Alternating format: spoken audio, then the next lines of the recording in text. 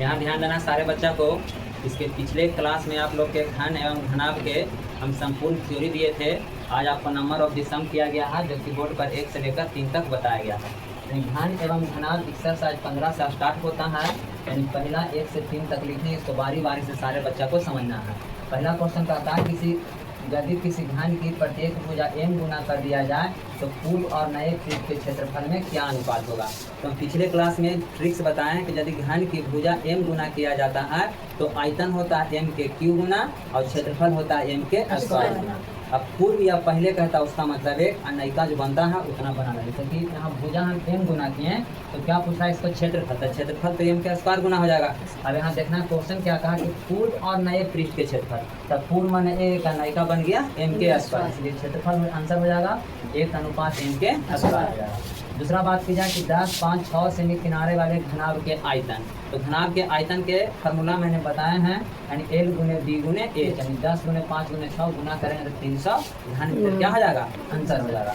अगला क्वेश्चन है किसी घन के किनारे एवं विकर्ण की लंबाई के अनुपात। अगला पूछ रहा है कि घन के किनारा एवं विकर्ण के लंबाई के अनुपात क्या होगा। इसको हम बनाए हैं, मान लिया कि घन के किनारा बराबर x और फिर घन के विकर्ण के फार्मूला होता है √3 गुने भुजा, फिर अब भुजा का मान x। अब अनुपात पूछ रहा है तो अनुपात का मतलब क्या होता है, बटा होता है। किसमें अनुपात पूछ रहा है, यानी घन के किनारा और विकर्ण में। तो घन के किनारा ऊपर कर दिए x, अब विकर्ण यानी √3x नीचे, x से x कट गया यानी 1/√3 बचा। इसका हम अनुपात में लिख दिए 1:3, आंसर हो गया। अगला कहता है कि 2 मीटर लंबी भुजा वाले घन से 1 मीटर लंबी भुजा के घन काट लिया जाता है तो शेष घन का आयतन। तो कहता है कि 2 मीटर लंबी भुजा, यानी घन की भुजा 2 मीटर, तो आयतन कितना हो जाएगा भुजा के क्यू। तो 2 के हम क्यू करेंगे तो 2 दूनी 4, 4 दूनी 8 है। अब उसमें से 1 मीटर भुजा के घन काटता है, तो यदि घन की भुजा 1 मीटर तो आयतन होता है भुजा के क्यू, यानी 1 के क्यू करेंगे तो 1 के हम 3 बार गुना करेंगे तो कितना होगा, 1 ही ना होगा। तो 8 में से यानी 1 घटाएं तो क्या हो जाएगा, 7 आंसर हो जाएगा। अगला कहता है एक घन की किनारा 10 सेमी है तो उसका आयतन क्या होगा। तो घन के आयतन के फार्मूला होता है बाबू भुजा के क्यू। तो भुजा का मान 10, किनारा का मतलब क्या होता है, भुजा होता है। तो भुजा का मान 10, 10 के क्यू करेंगे, क्यू का माने कि 10 के हम 3 बार गुना करेंगे, 10 गुने 10 गुने 10 तो कितना हो जाएगा, 1000 हो जाएगा। अब यहाँ पर आ जाइएगा चौथा नंबर। चौथा कहता है कि एक घन के किनारा 7 सेमी है तो उसका कुल पृष्ठ का क्षेत्रफल क्या होगा। तो घन के क्षेत्रफल के फार्मूला होता है 6 गुने भुजा के स्क्वायर होता है। तो 6 की 6 भुजा का मान 7, 7 के स्क्वायर, इसको गुना कर देंगे 294 हो गया। ये क्षेत्रफल को यानी लिखेंगे वर्ग में तो 294 वर्ग सेमी आंसर हो गया। अगला कहता है एक घन में सतह की संख्या, तो आपको बताए हैं कि एक घन में सतह की संख्या कितने होते हैं, 6 होते हैं। तो छान से मारना है किसी घन में, किसी घनाभ में, तो चाहे तो घन रहे या तो घनाभ रहे, उसमें सतह की संख्या क्या होता है, 6 नहीं होता। घन पूछेगा तो 6 ही आंसर करना है, घनाभ में सतह की संख्या पूछेगा तो 6 ही आंसर करना है। किसी घनाभ में किनारे की संख्या, तो घन रहे चाहे घनाभ रहे उसमें किनारे की संख्या कितना होता है, 12 होता है। 12 लिखिए 12 होगा। अगला घन या घनाभ में कुल शीर्ष की संख्या, तो कुल शीर्ष की संख्या कितना होता है, 8 होता है। इसको याद कर लेना है, नियम होता है ऐसा। अब हम बताए हैं कि शीर्ष किसको कहते हैं, किनारा कौन बन रहा है, सब फिगर पार कैसे बताए थे ना जी, कि घन जो है इसमें किनारा 12 4 2 4 करके पिछले क्लास में बता दिए हैं। अब घन या घनाभ में कुल विकर्ण, तो कुल विकर्ण की संख्या कितना होता है, 4 होता है। अगला है दूसरा का पहला, किसी घन के किनारे दुगुना कर दिया जाए तो आयतन कितना गुना होगा। तो उसमें नियम बताए हैं कि घन की आयतन दुगुना, घन की भुजा दुगुना तो आयतन m के क्यू गुना, तो 2 के क्यू करेंगे तो कितना हो जाएगा, तो 8 गुना हो गया। किसी घन के किनारा 3 गुना कर दिया जाए तो उसके क्षेत्रफल कितना गुना होगा। तो क्षेत्रफल m, अगर भुजा m रहता है तो क्षेत्रफल m के स्क्वायर होता है। यहाँ पर घन के किनारा मैंने भुजा 3 गुना किया तो यानी क्षेत्रफल 3 के स्क्वायर, तो 3 के स्क्वायर मैंने 3 किया 9 गुना हो गया। अब आगे समझना है, इसे याद कर लेना, त्रिभुज में विमाएं की संख्या कितनी होती है, 2 होती है। दस्तक में विमाएं की संख्या कितनी होती है, 3 होती है। रेखा की आकृति कैसी होती है, तो एक विमीय होती है, उसमें एक ही बीमा होता है। रेखा ऐसे ना बनेगा, एक विमीय होता है। बिंदु में विमाएं होती है तो बिंदु है, तो बिंदु में कोई बीमा नहीं चल रहा है, तो जा रहा है नहीं जा रहा, तो एक भी नहीं होता है।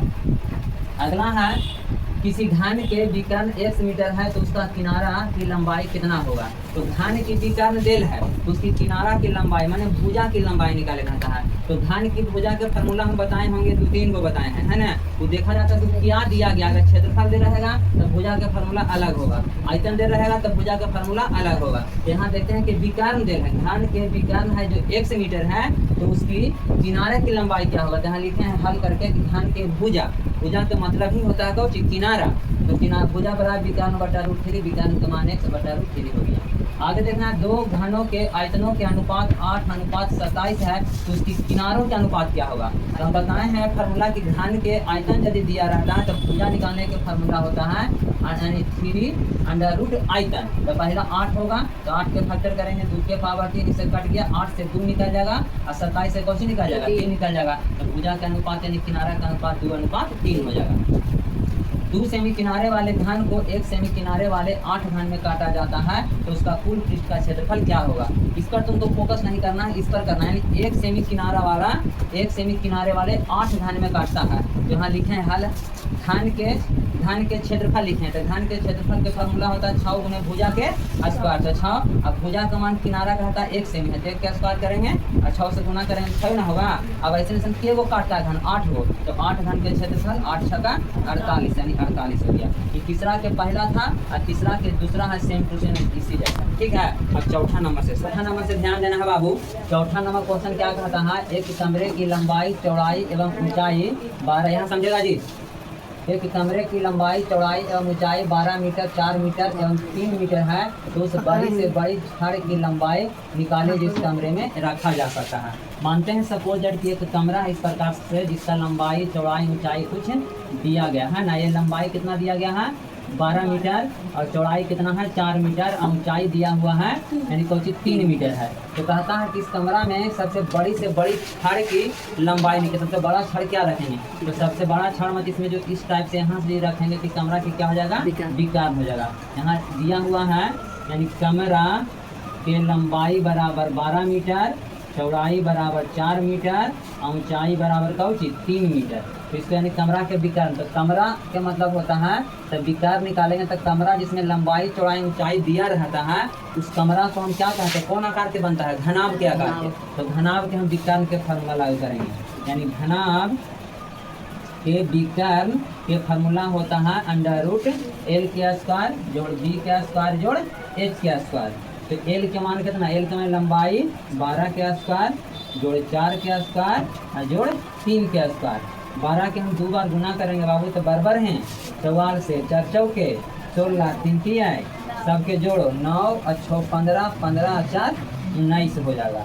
3 जगह 6 और 4 10, 6 तो जोड़ के हाँ एक ना जोड़ो, एक 1 और 4 5 तो बाकी रहेगा ना जी 6 हो गया। ये जोड़ो 144 16 9 9 6 15 15 और 4 कितना हो गया 19 की 9 बाकी हाथ में 4 1 5 1 6 हो गया, कितना 169 आ गया।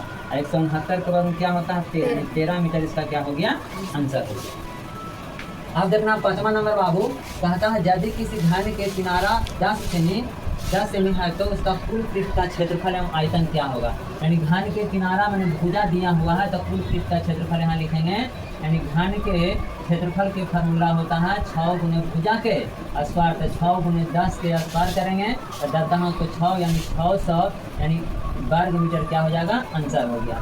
फिर आयतन कह रहा है जी, तो लिखेंगे घन के आयतन बराबर, घन के आयतन के फार्मूला होता है भुजा के क्यूब होता है। तो भुजा 10 देना है 10 के क्यूब, तो 10 को 100 यानी क्या हो गया 1000 यानी घन से भी क्या हो जाएगा आंसर हो जाएगा, ठीक है।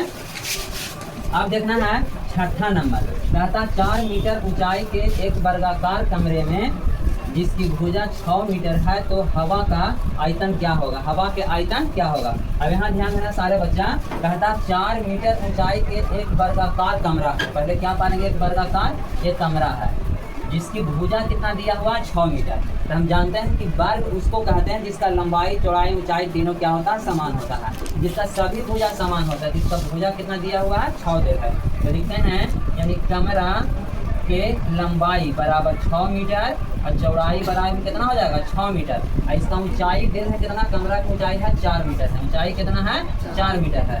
तो अब यहाँ ध्यान देना है, ऊंचाई 4 मीटर है तो पूछता है कोई कि हवा का आयतन। तो कमरा में यदि हवा का आयतन पूछता है तो उसको क्या निकालना है, आयतन तो सर पूछ ही रहा है। तो लिखते हैं यानी घनाभ के आयतन के फार्मूला, घनाभ के आयतन, घनाभ के आयतन थोड़ा सा और समझेगा। अब यहाँ देखो, यहाँ क्वेश्चन कहता है कि एक वर्गाकार कमरा है, तो वर्गाकार कमरा है, यहाँ हम लगा रहे हैं घनाभ का आयतन। तो यहाँ ध्यान रहे कि जिस वस्तु के लंबाई चौड़ाई ऊंचाई तीनों दिल रहेगा तो उस वस्तु या पात्र को घनाभ के क्षेत्रफल या आयतन निकालना, ठीक है। तो घनाभ का आयतन के फार्मूला L गुने B गुने H, यानी 6 गुने 6 गुने 4 हो जाएगा। 6 6 का 36, 36 44 से होता है जी। 6 चौके 24, 2 से 4, 4 की 12, 2 14, 36 44 से 14 का में 4 यानी मीटर में दिल है तो 144 ध्यान मीटर क्या हो जाएगा, अंतर हो जाएगा। अब 7वां नंबर क्वेश्चन समझना है बाबू। 7वां कहता है कि एक लड़का 2 लीटर दूध खरीदने गया तो दुकानदार ने उससे एक आयताकार बर्तन से जो 20 सेमी लंबा, 15 सेमी कोची है चौड़ा एवं 5 सेमी गहरा है, यदि उसे एक बार माफ कर देता है तो कितना कम या ज़्यादा दूध दिया, है ना। यानी कोई लड़का है तो मार्केट से 2 लीटर दूध खरीदने जाता है तो दुकानदार होता है यानी एक इस प्रकार से बर्तन है जिसका लंबाई चौड़ाई ऊंचाई दिया गया है, उसे एक बार माफ कर देता है। तो यहाँ लिखते हैं पहले हम बर्तन के लंबाई, बर्तन के लंबाई कितना दिया हुआ है 20 सेमी है, चौड़ाई कितना दिया हुआ है, चौड़ाई 15 सेमी है, ठीक है।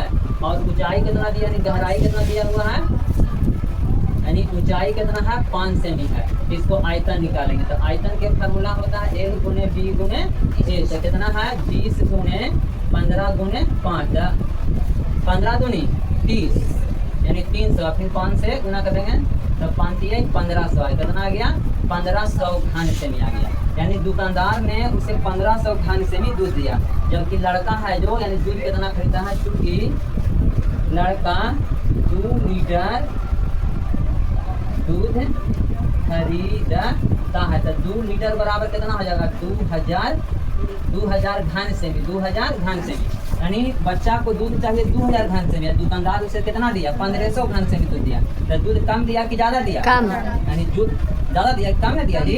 इसको 2000 घन सेमी दूध चाहिए था, दुकानदार ने आपके ही बर्तन से एक बार दिया तो ये बर्तन का आयतन कितना आया यानी 1500 घन सेमी आया और इसको चाहिए 2000 घन सेमी। यहाँ लिखेंगे कि चूँकि दूध कम दिया, दूध यहाँ पूछ रहा है कि यदि उसे एक बार माफ कर दिया तो कितना कम या ज़्यादा दूध दिया। यहाँ लिखेंगे दूध कम दिया, अब कितना कम दिया यानी क्या लिखेंगे, यानी कम बराबर दे देंगे यानी 2000 अब माइनस 1500 यानी 500, यानी 500 घन सेमी दूध कम, ठीक है कोई दिक्कत।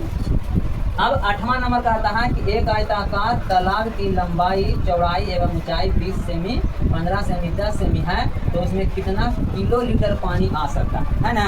तो तालाब के लंबाई चौड़ाई और गहराई देर है तो कितना लीटर पानी आ सकता है, तो हमें इसका आयतन निकालना है। लिखेंगे यानी तालाब के आयतन, तालाब के आयतन के फार्मूला L गुने B गुने H। L के मान कितना है यानी 20 गुने 15 गुने 10 है ना, तो 15 दूनी 30 और 1 शून्य 2 शून्य यानी 3000 घन मीटर हो गया, 3000 घन मीटर। तो 1 घन मीटर बराबर 1 किलोमीटर पानी होता है, तो 3000 घन मीटर बराबर हो जाएगा 3000 किलो लीटर, किलो लीटर है ना। यानी 1 घन मीटर बराबर 1 किलो लीटर होता है, तो 3000 घन मीटर बराबर क्या हो जाएगा 3000 किलो लीटर हो गया। यानी यहाँ तक क्लियर हो गया। अब समझना, आगे समझना बाबू। अब देखना है 9वां नंबर। 9वां कहता है घन के आयतन कितना है इसकी एक कोर की लंबाई। तो घन की यदि आयतन दिया हुआ रहता है तो एक कोर के मतलब क्या होता है भुजा होता है। तो भुजा के हम फार्मूला बताएं घन के भुजा बराबर जब आयतन दे रहता है तो 3 क्या होता है जी आयतन होता है, यानी 3 आयतन का मान कितना है 1300। इसको हम फैक्टर करेंगे तो यानी 11 गुने 3 बार लिखा है, यानी 11 के पावर हम 3 कर देंगे, उससे कट लिया यानी 11 यानी मीटर क्या हो गया आंसर। 10वां नंबर की बात की जाए तो कहता है कि 5 सेमी किनारे वाले एक घन को 1 सेमी किनारे वाले कितने घन में काटा गया। अब देखते हैं कि चूँकि यानी घन के किनारा बराबर 5 सेमी है तो इसको आयतन पहले निकालते हैं। तो आयतन के फार्मूला भुजा के क्यू यानी 5 के क्यू बराबर क्या हो जाएगा 125 यानी घन मीटर। अब लिखते हैं कि अब जो है अब घन के भुजा एक है तो इसको आयतन निकालेंगे। इसका आयतन के फॉर्मूला यानी भुजा के क्यूब होगा, यानी भुजा के क्यूब यानी एक के क्यूब करेंगे एक हो गया। तो अब कहता है घन के संख्या, 3 से क्वेश्चन समझेगा, यानी 5 सेमी किनारे वाले एक घन है। 5 सेमी किनारे वाले क्या है? एक घन है। उसमें से 1 सेमी किनारे वाले कितना घन काटा जाएगा? तो पहले 5 सेमी किनारे वाले घन से उसको आयतन निकालो। तो 5 सेमी किनारे वाले घन से आयतन निकालते 125 घन मीटर आया। अब यानी 1 सेमी किनारे वाले 1 मीटर किनारे वाले घन से आयतन निकालेंगे तो उसका आंसर क्या आया? 1 आया। तो कहता है घन की संख्या के को हम घन काट सकते हैं। तो घन की कौची संख्या यानी इसमें भागा दे देंगे 125/1 बराबर कौची 125, यानी तुम्हारा क्या हो गया? आंसर हो गया। तो आज के क्लास इतना ही पर ओवर किया जाता है। नेक्स्ट क्लास अगले दिन चलेगा।